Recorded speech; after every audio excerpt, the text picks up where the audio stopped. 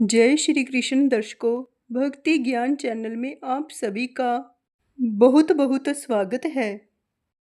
आज मैं आपको गुरुवार व्रत कथा सुनाऊंगी। ऐसा कहा जाता है कि इस कथा को सुनने से सभी पाप नष्ट होते हैं और मनुष्य की सभी मनोकामनाएं पूर्ण होती हैं। अब आप इस कथा को ध्यान से सुनिए। एक बार देवराज इंद्र स्वर्ग में अपने सिंहासन पर बैठे थे। सभी देवता, ऋषि, गंधर्व, किन्नर आदि भी उस सभा में उपस्थित थे। तभी देवगुरु बृहस्पति जी वहां पर आ गए तो उनके सम्मान में सभी खड़े हो गए। किंतु उस दिन देवराज इंद्र अहंकारवश ना तो खड़े हुए और जैसे वो पहले उनका आदर करते थे वैसे उनका आदर भी नहीं किया। देवगुरु बृहस्पति जी ने इसे अपना अनादर समझा और वहाँ से चले गए। तब देवराज इंद्र को अपने किए पर बहुत दुख हुआ। उन्हें लगा उन्होंने देवगुरु का अनादर कर दिया है और देवगुरु उनसे रुष्ट हो गए हैं। उन्हें अपनी भूल का एहसास हो गया था। देवराज ने सोचा कि देवगुरु के आशीर्वाद से ही उन्हें स्वर्ग का वैभव मिला है।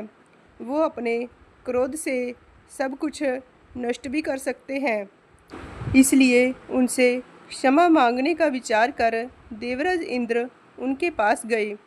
देवगुरु बृहस्पति जी ने अपने जोगबल से जान लिया कि देवराज इंद्र उनसे क्षमा मांगने के लिए वहां आ रहे हैं, किंतु क्रोधवश उनसे भेंट ना करने की इच्छा से देवगुरु वहां से अंतर्ध्यान हो गए।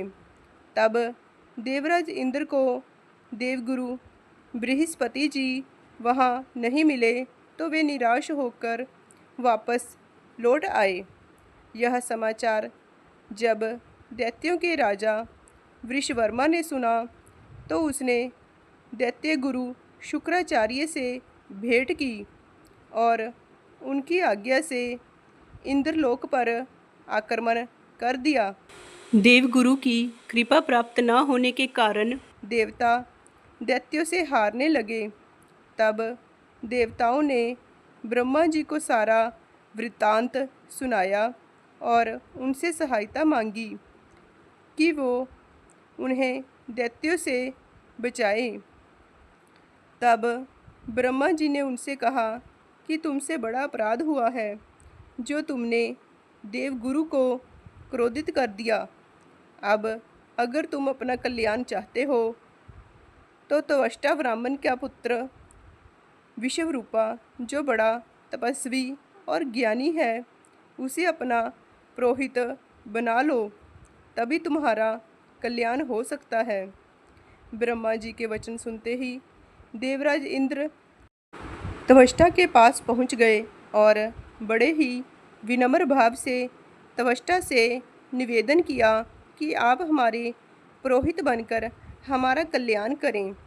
देवराज का निवेदन सुनकर त्वष्टा जी ने कहा कि पुरोहित बनने से तपोबल घट जाता है, परंतु आप इतनी विनती कर रहे हो तो मेरा पुत्र विश्वरूपा आपका पुरोहित बनकर आपकी रक्षा करेगा। पिता की आज्ञा से विश्वरूपा ने देवताओं का पुरोहित बनकर अपने पूर्ण प्रयत्न किए। प्रभु कृपा से देवराज इंद्र ने वृषवर्मा को युद्ध में परास्त करके सिंहासन को पुनः प्राप्त कर लिया। त्वष्टा के पुत्र विश्वरूपा के 3 मुख थे।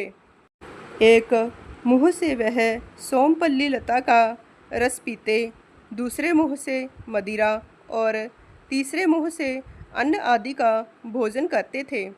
देवराज इंद्र ने कुछ दिनों उपरांत विश्वरूपा जी से कहा कि मैं आपकी सहायता से यज्ञ करना चाहता हूँ। विश्वरूपा ने आज्ञा अनुसार यज्ञ आरंभ कर दिया।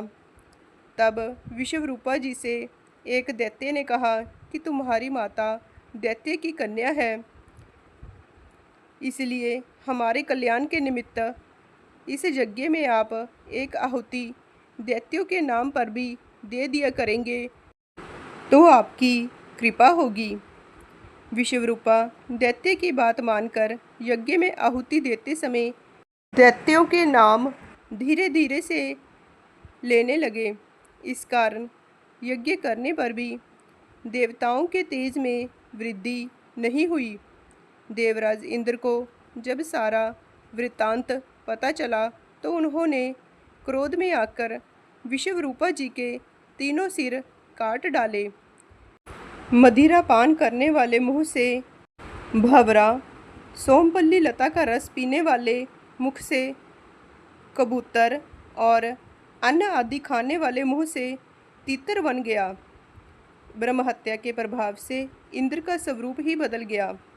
देवताओं ने पूरे 1 वर्ष तक पश्चाताप किया, पर फिर भी ब्रह्महत्या के प्रभाव से छूट नहीं पाए।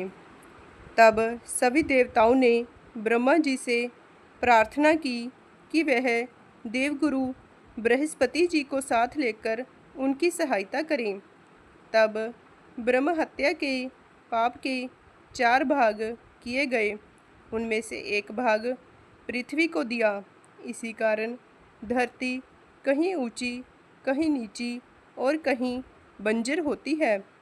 ब्रह्मा जी ने पृथ्वी को यह वरदान भी दिया कि धरती में जहाँ गड्ढा होगा वो समय आने पर स्वतः ही भर जाएगा। दूसरा भाग वृक्षों को दिया गया, जिस कारण उनमें से गोंद बहता है और गूगल के अतिरिक्त सब गोंद अशुद्ध माने जाते हैं। ब्रह्मा जी ने वृक्षों को यह वरदान दिया कि ऊपर से सूखने पर भी जड़ फिर से फूट जाया करेगी। तीसरा भाग स्त्रियों को दिया गया, जिस कारण स्त्रियां हर महीने रजस्वला होती हैं।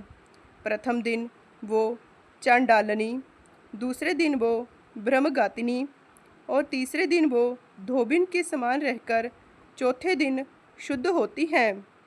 ब्रह्मा जी ने स्त्रियों को संतान प्राप्ति का वरदान दिया। चौथा भाग जल को दिया, जिस कारण जल के ऊपर फेन और शिवाल आदि आ जाते हैं। ब्रह्मा जी ने जल को यह वरदान दिया कि उसे जिस चीज़ में डाला जाएगा उसका भार बढ़ जाएगा। देवराज इंद्र को इस प्रकार से ब्रह्महत्या के पाप से मुक्ति मिली। जो भी मनुष्य इस कथा को पढ़ता, सुनता या सुनाता है, उसके सभी पाप देवगुरु बृहस्पति जी की कृपा से नष्ट हो जाते हैं और उसकी सभी मनोकामनाएं पूर्ण होती हैं। बोलिए देवगुरु बृहस्पति जी की जय। कृष्ण भगवान की जय। जय श्री कृष्ण।